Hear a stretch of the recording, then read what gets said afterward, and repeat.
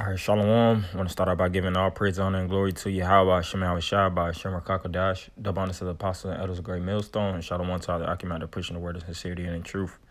Yeah, you see the title of the lesson, The Forgotten People, you Negroes, Latinos, and Native Americans. When you know, use the optics or the viewpoint from an aerial, point of view, most people look up to, the so-called Edomite or white race. The Chinese and Japanese, they always speak well about their technological advancements. The Arabs and their oil refineries and their resources, Dubai, all these different heathenistic nations. They look at them as the rulers or the leaders of the world, which they truly are. Without a shadow of a doubt, they are the ones that run the globe, that are movers and shakers, which of course they stole it, starting off with the so-called white man, the white race. He stole the ground that you step on. Everything that you see and use, the white man has took it from tribes, all right? And the main tribes are the Native Americans. But, when you look at us as the people, the Negroes, Latinos, and Native Americans, we're damn near forgot about, man. First and foremost, we're in the system of this devil, and he deliberately places us in centers and in sections where we're ostracized and disenfranchised and pushed away from the government's assistance, so to speak, or positions of opportunity. We have no leverage in this society, and that's why I titled it as such, because it's a damn shame. It's a shame how this world is set up, and it's anti-Israelites, it's anti-Jake, whether you're in the hoods or the boroughs, the Latino hoods, in Latin America or Haiti, which that whole country, nobody's looking to repair the harsh, like Apostle R says, heinous, inhumane conditions in Haiti, as well as here in the United States. In the United States, which a thing that's being pushed out in the news is 5 prisoners dying in the Mississippi State Prison. Because that, and when you look at the photos of that Mississippi prison, that prison is goddamn horrible, man.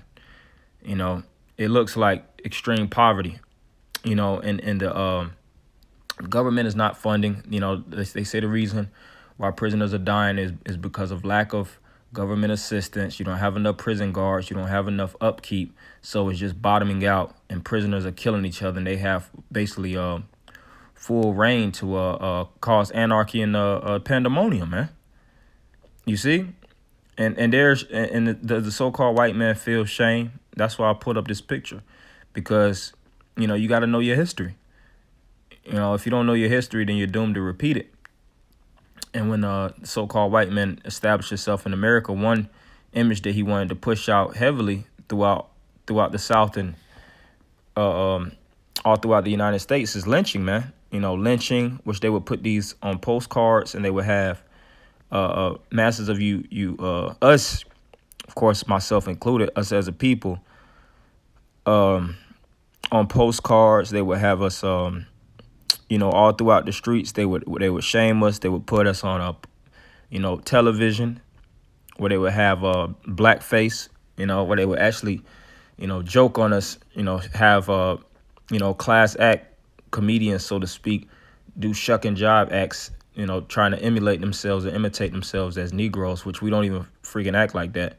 They have even a lot of the shows when you were a child, on cartoon based shows, they'll show black people, nappy hairs, ungroomed, unmaintenance, just slopping their mouths in watermelon, and it's tons of those videos that you could watch. Everything in the system was designed to come against us as a people, and that's why I said it. We're forgotten in the society, man. And that's why we have to remember the laws of Yahweh Shema Shai, and because to a certain degree, we put ourselves in this predicament, of course, according to biblical prophecy. We forgot the Lord, and the Lord turned his back on us, and he gave us unto the other nations, and they did according to their will, which their will is just to be evil, man. You see the so-called white man, one of the good old boys on the side of two of these Jakes, or the one on the right definitely looks like a Jake. More than likely, the other one is a Jake too. But a lot of Italians, were getting lynched. Also, it was a lot of other nations, which they go back to Jake. A lot of them go back to Israelites, but a lot of them were being lynched too. So I can't necessarily say that this is a so-called black man. It's pretty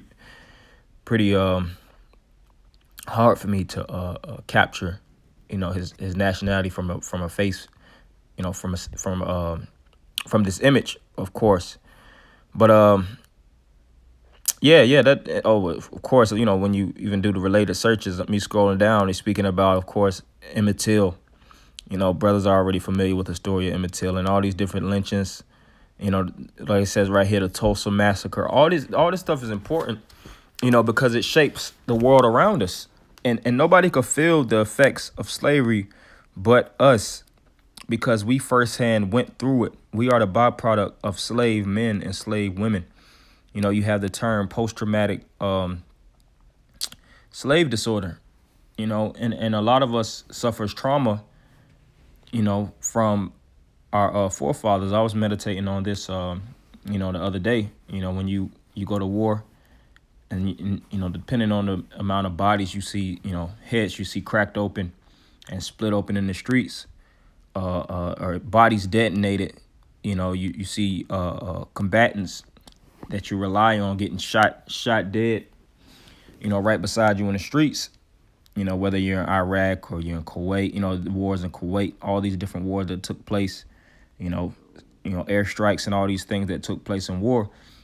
A lot of warriors will come back to the shores of America not being the same, man. They suffer shell shock. They suffer post-traumatic stress disorder, where they have to get heavily prescribed with prescription drugs in order to balance the imbalance of their mind, man. And to make them partially because they'll never function right again after seeing all that death, and seeing all the things that they see, and how much more us as a people from a 400-year depressive encounter by the so-called white man, where the so-called white man was torturing our fathers and mothers, raping our foremothers, raping our forefathers, buck breaking, of course, torturing, boiling them alive, tarring them, ripping them apart, beating them, castrating them. How do you think the generations in the aftermath are gonna react? They're gonna be messed up, man. And you would have the children that will actually have to watch the fathers. And of course, we didn't have to watch our forefathers go through these things. Watch our fathers go through these things from a first-hand standpoint of view. They put it on television. You could watch movies. You could watch all these different things. And it shows you. It shows you exactly what we went through, and that should affect you a certain way. And if you a Negro that bats the eyes at what happened to us, the hell with you, man. Because it's a lot of Jakes that just ignore the agonizing pain that we went through, and they forget their nation. Here it is, we're a forgotten people, and Jake wants to deliberately forget. Convenient amnesia, man. Jake wants to have a convenient amnesia, or they want to auto erase everything out of their head and act like slavery never existed no more, when it's always showing itself on your front doors. From the designer brands you buy. It was a big thing with Gucci and Louis Vuitton and all these different designer brands putting all kind of racial imagery, in their brand clothing.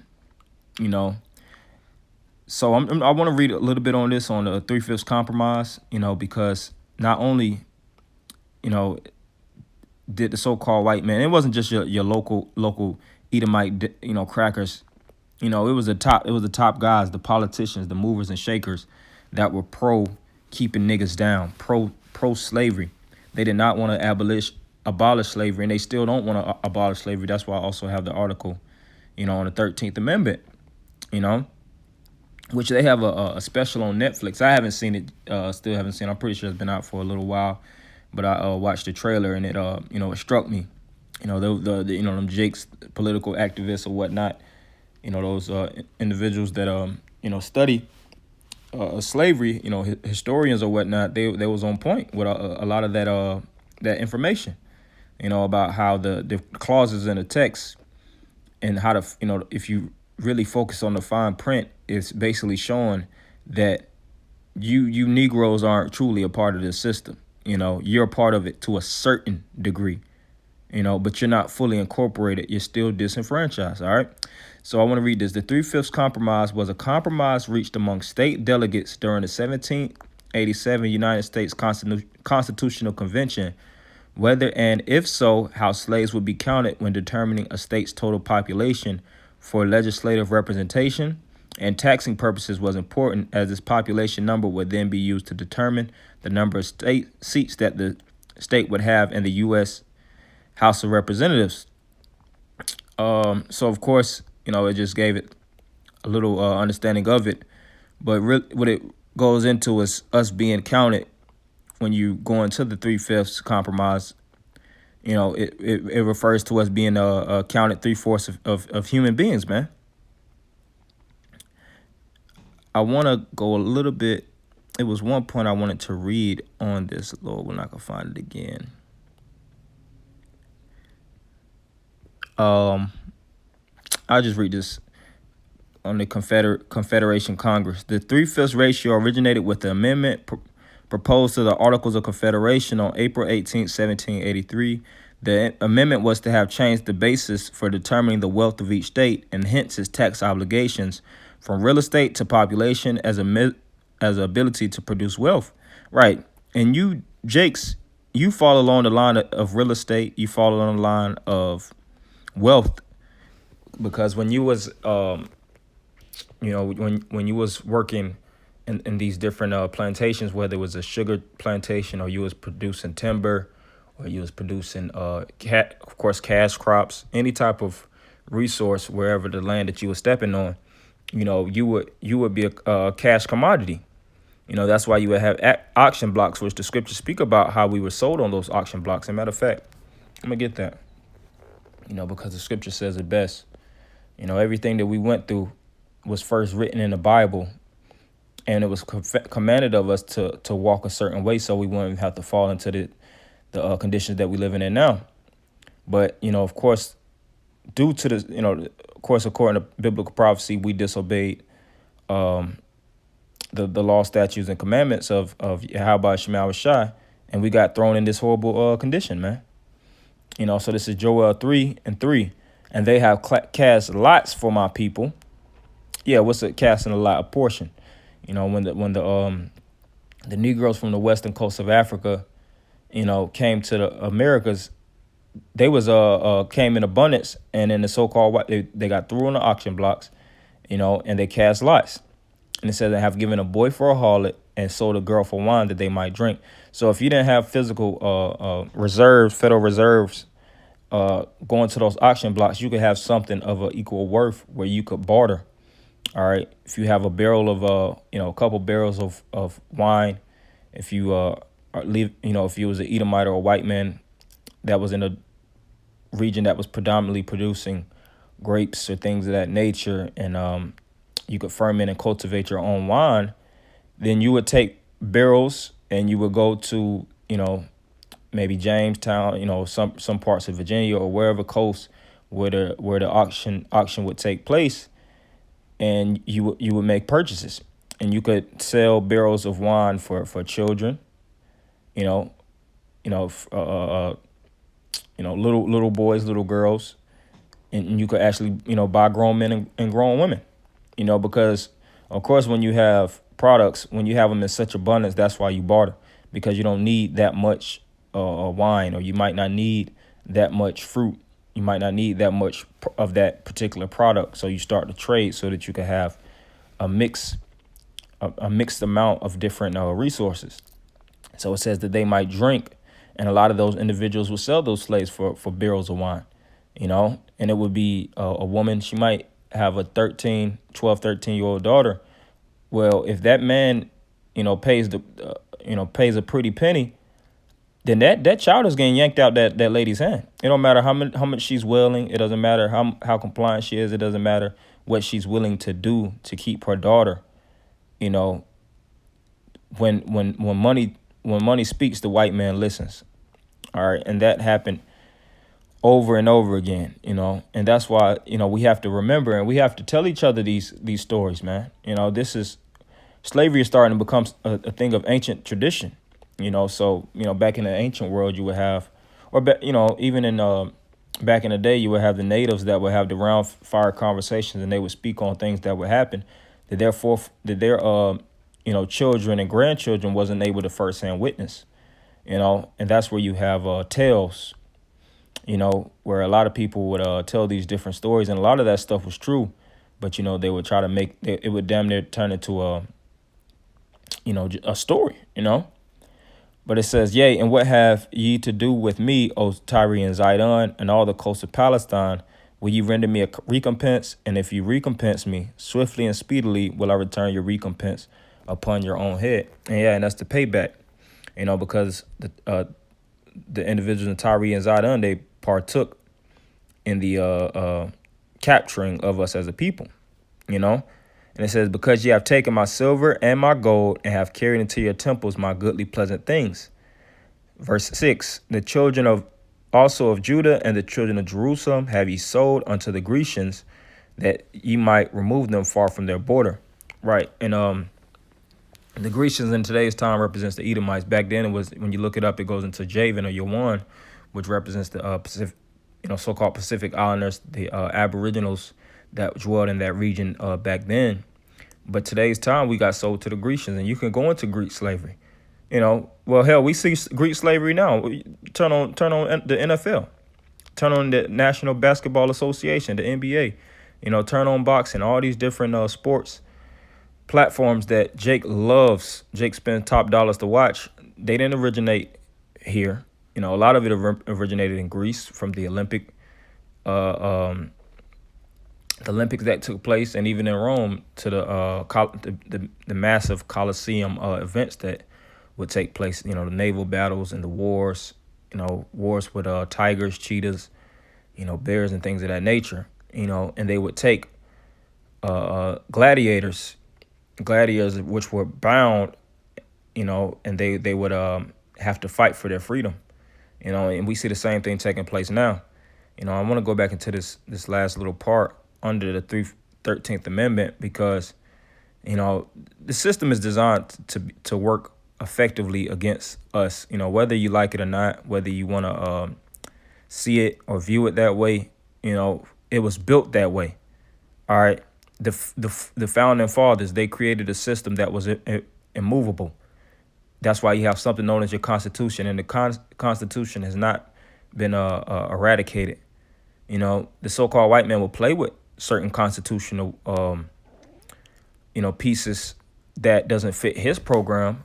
But when it comes to big portions that are extremely important, such as this 13th Amendment, they're keeping this definitely in the books, because, which I'll read it, it justifies slavery. It says the 13th Amendment to the U.S. Constitution abolished slavery and voluntary servitude except as punishment for a crime. So when they say except as punishment for a crime, that would be your prisons. That's what it says, penal labor in the United States. Penal labor in the United States, including a form of slavery or involuntary servitude, is explicitly allowed by the 13th Amendment of the United States. This form of legal slavery is only allowed when used as punishment for committing a crime. Right, and right after slavery, you had these big boy prison centers all over the United States get built up, and Jake was getting framed and thrown in those prisons. That's why it's abundance of Jakes, blacks, Latinos, and Native Americans that's in those prisons that's still awaiting trial, that's innocent, and didn't even do anything wrong, and the so-called white man created the system.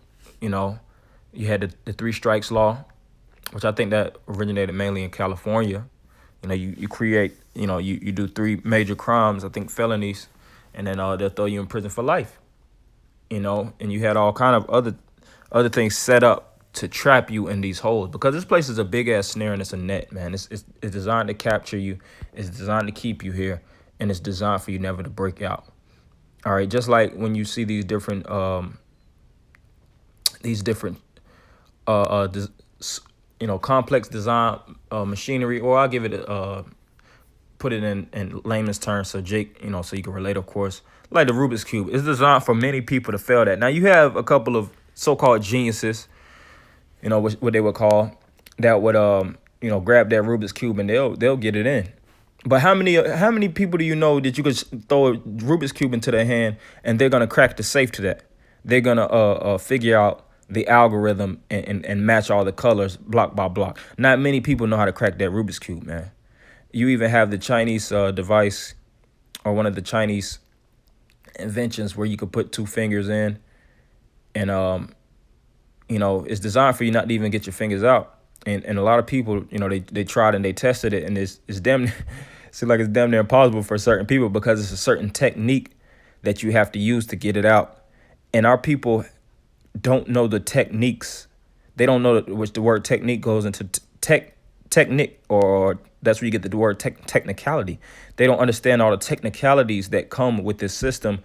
Like I said, the fine prints, the clauses, all the written work, legislation, policy. They don't understand their rights. All right, because this place was not designed for us to understand, and that's why a lot of Jakes, they get out of prison, because they get in there and start reading, man. They get in there, start reading law. They get into the different law dictionaries, and they start to study their case. And then a lot of Jakes will get off. They'll reweigh their case. They'll see it was clauses in the case or whatnot. They see it was breaches within the law, and they'll reweigh it and they'll get out. You see, so they'll have to do the job of the white man, or the law for themselves, because they were half-assing, and they half-ass on purpose to keep you in there, because they look at you as a stupid nigga, man.